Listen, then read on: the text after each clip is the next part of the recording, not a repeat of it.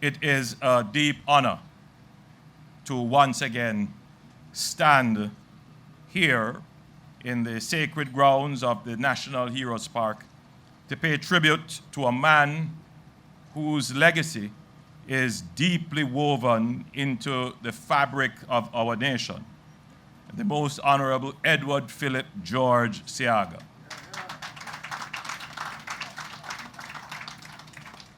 Affectionately known as Blind Papa Eddie.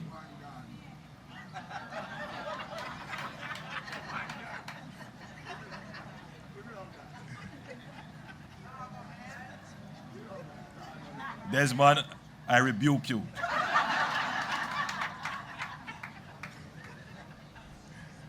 Today, on what would have been his 95th birthday, we do more than honor his memory.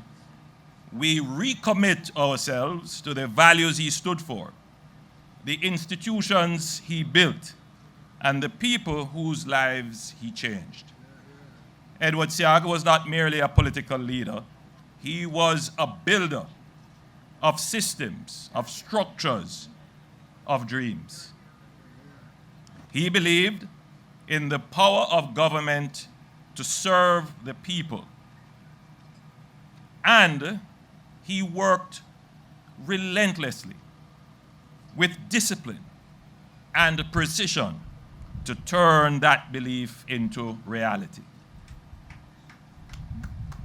Born in 1930 and brought home to Jamaica just 3 months later, Edward Seaga's life was one of total dedication to Jamaica. By age 22, he had already made a profound declaration of loyalty, renouncing his US citizenship in favor of full Jamaican identity. Not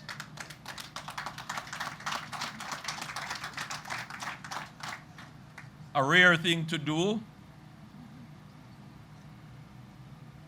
and he did it not out of convenience, but out of conviction. He believed that he could only serve one flag, and he chose our flag. He chose Jamaica. He did not wait until it was a political necessity for a convenient political ambition. Edward Seaga was a man of deep intellect, but also action. Though trained in sociology and anthropology at Harvard, his academic knowledge never stayed locked in an ivory tower. It was translated into policy, into programs, into institutions that have become part of Jamaica's national architecture. We often speak of leaders who had vision, good intentions. But Mr. Seaga had more than a vision. He had follow through. He had the discipline to design the machinery of government to match the intention, to match the vision and the good ideas. But what I admired most about him was that he had the courage to confront inherited limitations and the will to execute. So all leaders will come to you with good intentions, and you will hear a lot of good intentions in the promising season.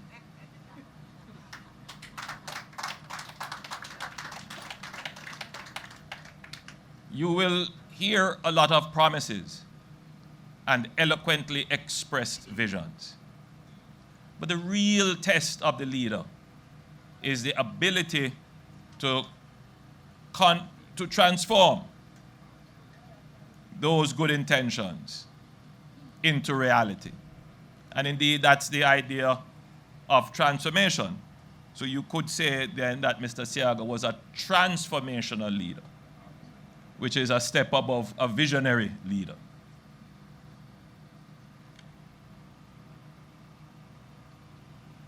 But you would also have to give him credit as a courageous leader, because he was willing to confront many of our deeply held and deeply seated perspectives that really formed our limits. He saw more in us than we saw in ourselves. He challenged us. He confronted us. And he didn't care too much about popularity in doing so. And in today's world, as I suspect in all times, we need leaders who care about the people more than themselves, more than their popularity.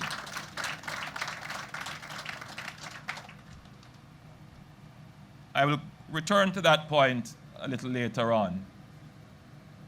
But to reinforce the current point, which is Mr. Seaga as the builder, the transformational leader, the institutionalist, it is important to repeat, and I see many youngsters in the audience. I'm at that age where I can refer to people genuinely as youngsters. The Jamaica Stock Exchange, that was one of the institutions built by Mr. Seaga in 1968. The Jamaica Mortgage Bank in 1972, the National Development Bank in 1981, which is now the DBJ, the Exim Bank in 1986, Jampro in 1987, the UDC, which developed the Kingston Waterfront, Ocho Rios, Negril, the Heart Trust NSTA in 1982, training hundreds of thousands of Jamaicans. That's just a small part of his legacy. On the social side, the JCDC, which is the promoter of our national festival, the National Gallery, Things Jamaica, and Devon House. Just some of the institutions that he has created, which defines the architecture of Jamaica today. Mr. Seaga was a warm and humorous person.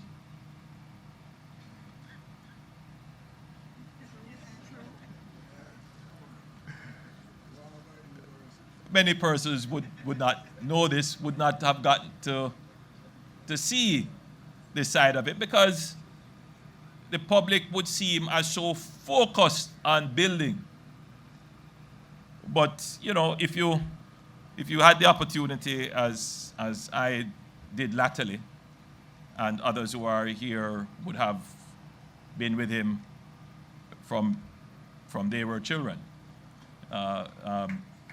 Minister Mackenzie and Minister Grange and others. Certainly Minister Mackenzie regaled us with stories how he got a beating from Edward Seaga. To show you how long he was associated with Mr. Seaga from he was a boy.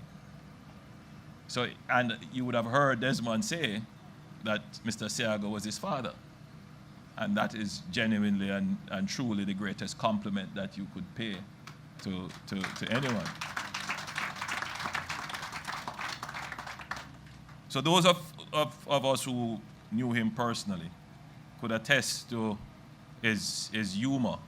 I prefer to use the term wit, which would be a probably more apt description.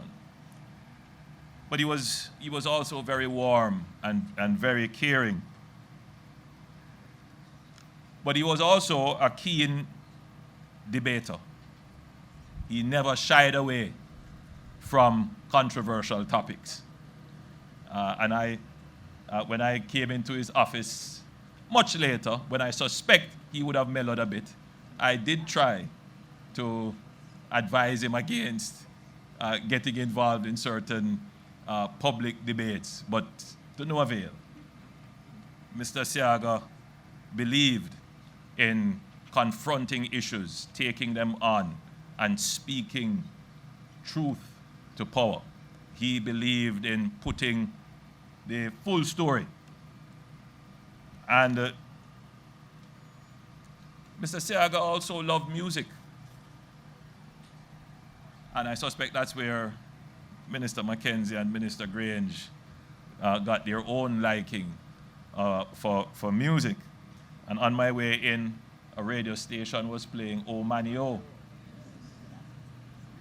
a hit that he produced, and acknowledging Mr. Seaga's contribution to music in Jamaica.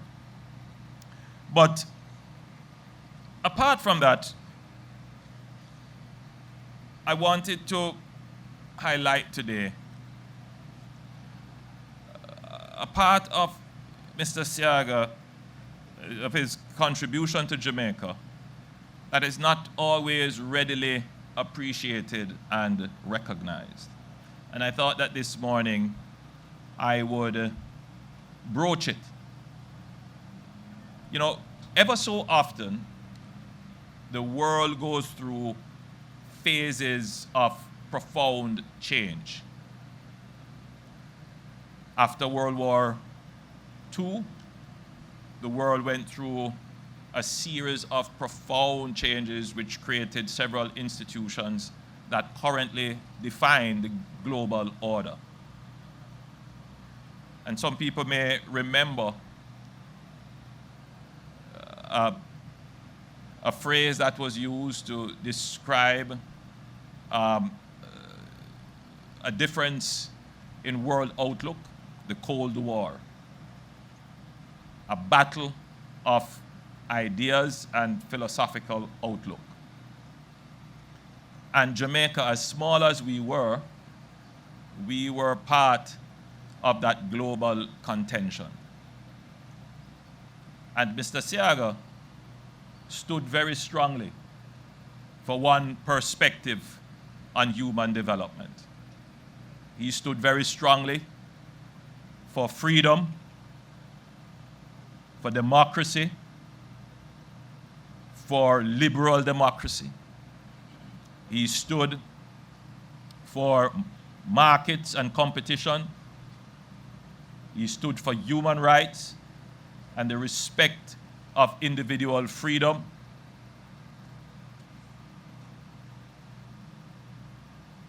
And it was not always easy to do. It was a time when many Jamaicans paid with their lives. It was as if the country were in an undeclared civil war. There was a state of public emergency where many Jamaicans, one of them I know definitely sitting here in the audience, was detained and then had to leave their country. Many of them spent many months forced to leave the country. And were it not for the strength, were it not for the determination, were it not for the courage of Edward Seaga, Jamaica may have gone in a direction which today we now know that we would have lived to regret.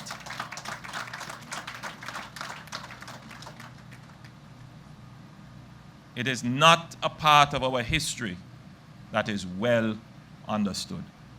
It is not written about too much. And as we honor Mr. Seaga on his birthday, one of the things that we need to do, we meaning now those persons who carry on his legacy, we need to properly put that era into context and put Mr. Seaga's contribution into context so that the generations coming can have a better understanding of what truly took place. And it is very important because there is a concerted effort of revisionism to try and write history in the way it did not happen, otherwise called propaganda. So, in many ways, Mr. Seaga's life was a bridge between eras, between disciplines, between different aspirations, but fulfilled with action. So as we lay this floral tribute today, we do so not in mourning, but in affirmation of a life that continues to shape our own, of a legacy that calls us to build on what he began. And the best way to honor Mr. Seaga is to carry his work forward, to protect our institutions, to invest in our people, and to dream with our eyes open. Thank you, Mr. Seaga. Jamaica remembers you, Jamaica thanks you, and Jamaica continues your work.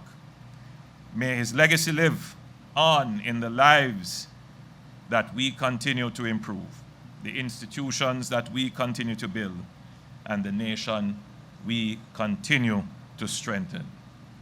Continue to choose Jamaica.